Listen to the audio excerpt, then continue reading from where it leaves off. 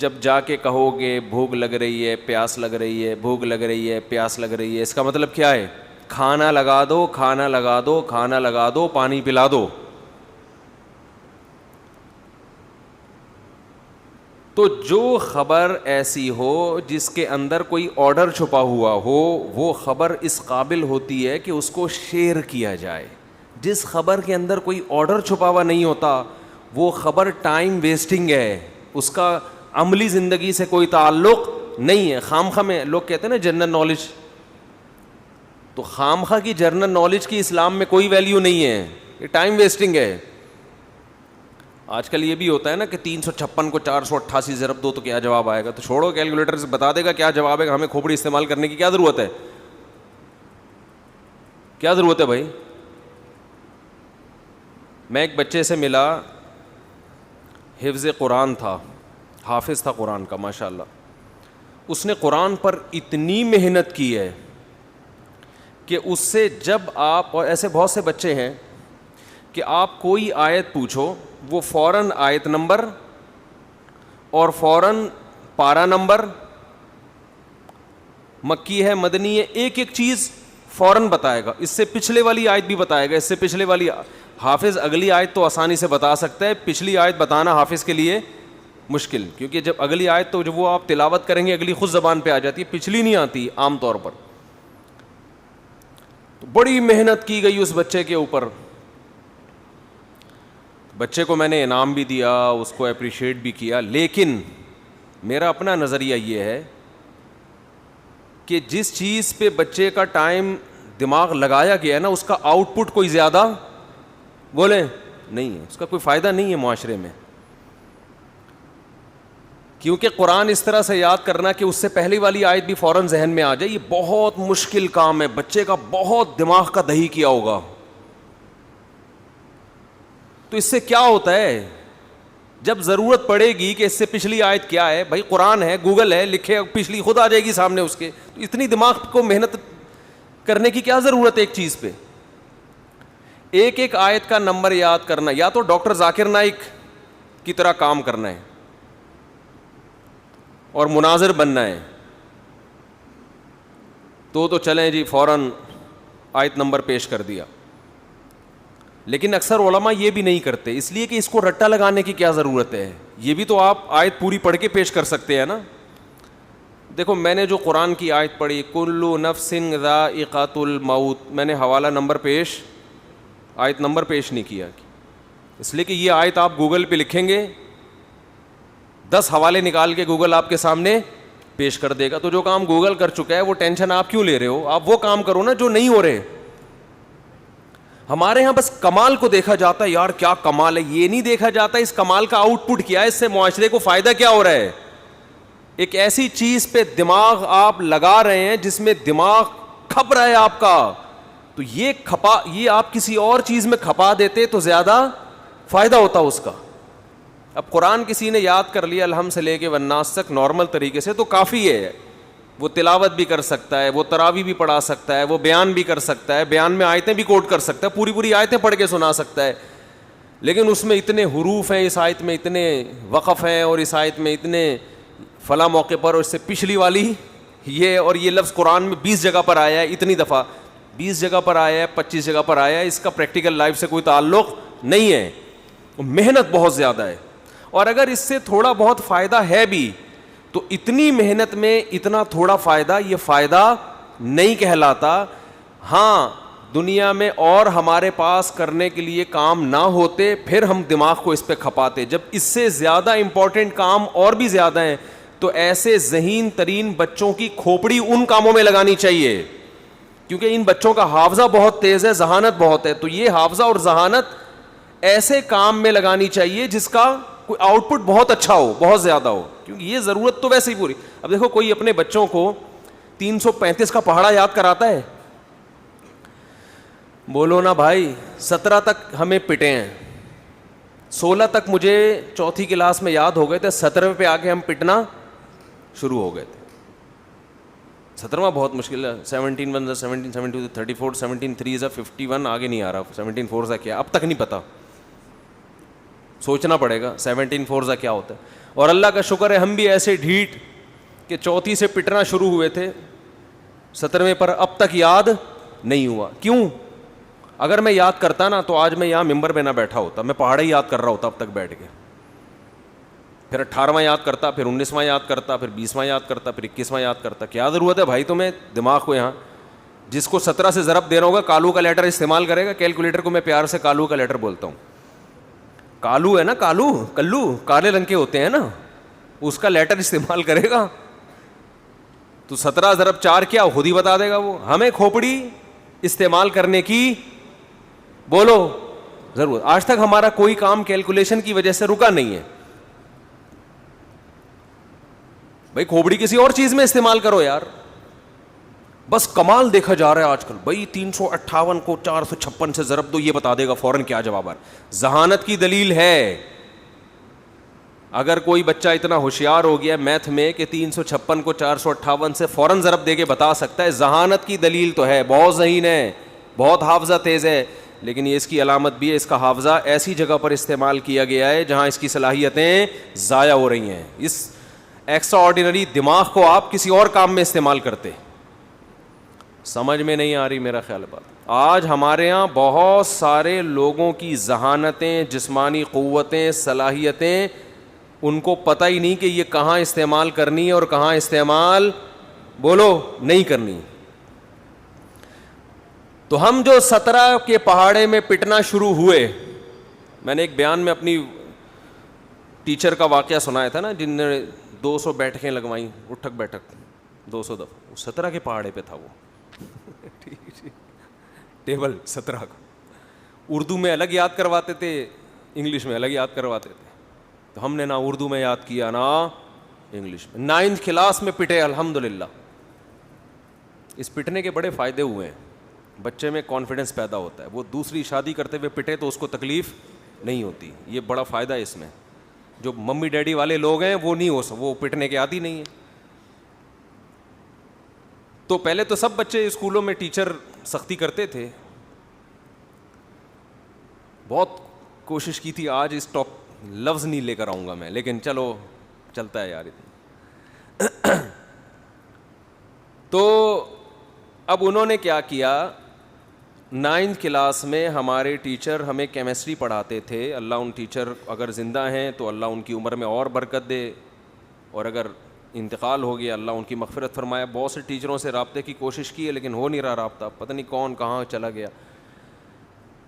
تو وہ ہمیں کیمسٹری میں فارمولے لکھے ہوئے ہوتے ہیں نا, H2O ہائیڈروجن ڈائی آکسائڈ اور NH4Cl, یہ سوڈیم کلورائڈ اور اس طرح کے. اب تو بھول بھی گئے, ہو سکتا ہے وہ نیچے لوگ کہہ رہے تھے سوڈیم نہیں ہے بھائی کچھ اور ہے. اب چھوڑو یار جو بھی ہے, ابھی بات کو فوکس کرو, بندہ کیا کہہ رہا ہے. تو وہ سارے فارمولے کتاب میں لکھے ہوئے تھے. ہمارے ٹیچر نے کہا کہ کل سب طلباء اپنی اپنی کاپی میں لکھ کے لائیں گے اس کو. میرے پٹنے کی تیاری بولو شروع ہو گئی. میں سوچ رہا تھا کہ جب یہ بک میں لکھے ہوئے ہیں تو یاد کرنا ہے تو یہیں سے کرو, کاپی میں لکھنے کی بولو کیا ضرورت. ہینڈ رائٹنگ صحیح کرانی ہے تو 9th کلاس ہینڈ رائٹنگ کے لیے تھوڑی ہوتی ہے. اور وہ تو یعنی مطلب یہ کہ اس کا کوئی فلسفہ کھوپڑی میں آیا نہیں. ٹیچر نے کہا اور 10-12 صفحات تھے, لکھ کے لاؤ, لکیریں کھینچو اسکیل سے, یوں کرو پھر لکھو. اتنی ٹینشن کہ یار یہ کیا کام ہے یار, اس کا نہ کوئی سر نہ پیر نہ کوئی تک. نہیں لکھے ہم نے تو ہم تو جو لکھنے کا کام تھا وہ نہیں کرتے تھے. جو ضروری ہوتا تھا اس میں 10 دفعہ سوچتے تھے. یہ تو ویسے ہی اسلام میں ہماری ایک رائے تھی کہ اس کا اسلام میں کیا ہے, یہ اس کو تو عملی زندگی سے کوئی.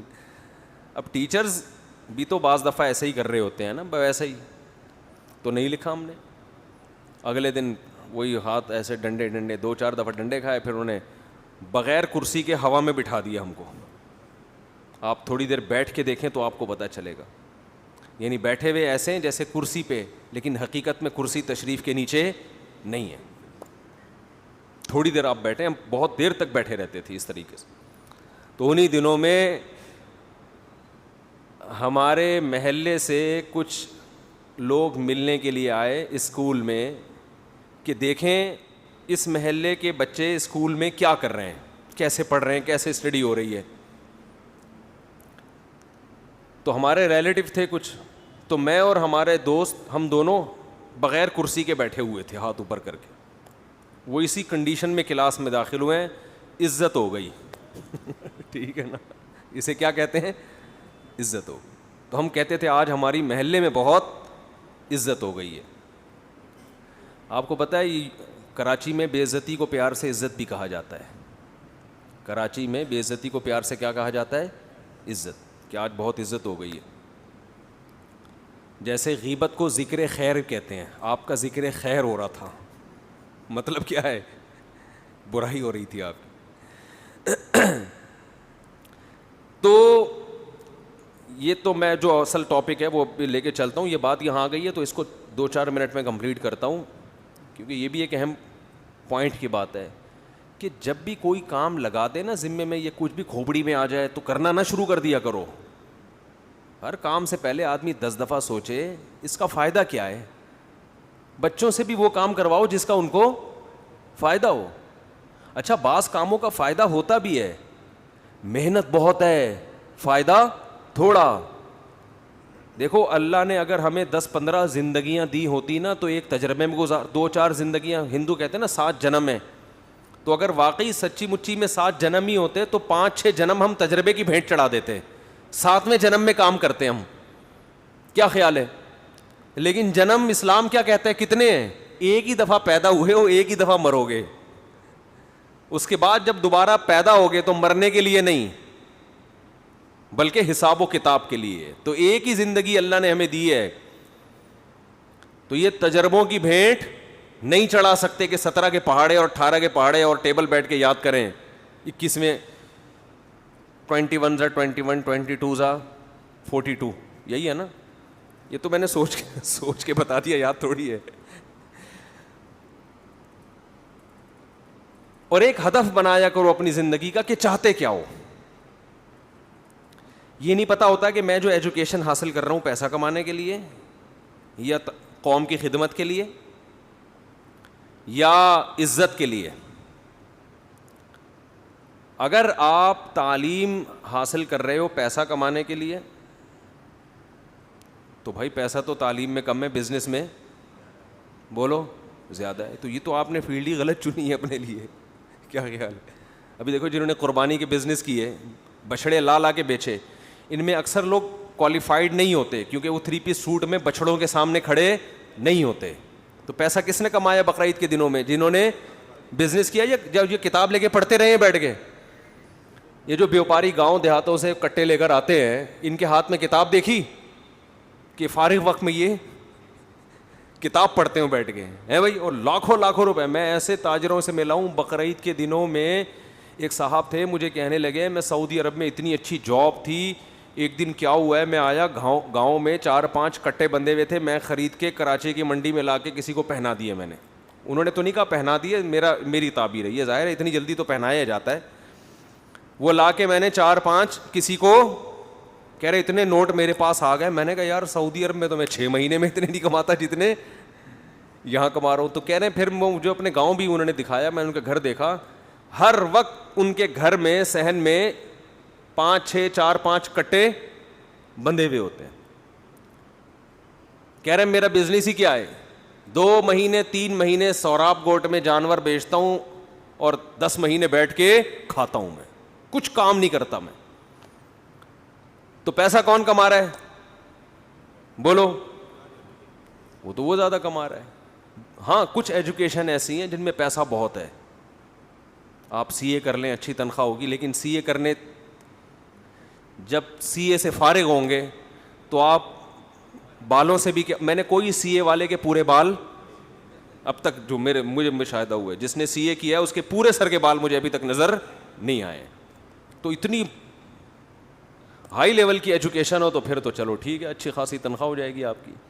لیکن وہ بھی جب جا کے ہوگی 30-35 لاکھ روپے جا کے, اس وقت جب بہت تجربہ ہو چکا ہوگا اور کمپنیاں آپ کے تجربے سے آپ کو نچوڑ کے کروڑوں روپے کما چکی ہوں گی, تو آپ کو 30-35 لاکھ روپے تنخواہ دیں گی اور آپ سمجھو گے ماشاء اللہ کام کیا ہو گیا, ہڑو بچہ ہو گیا.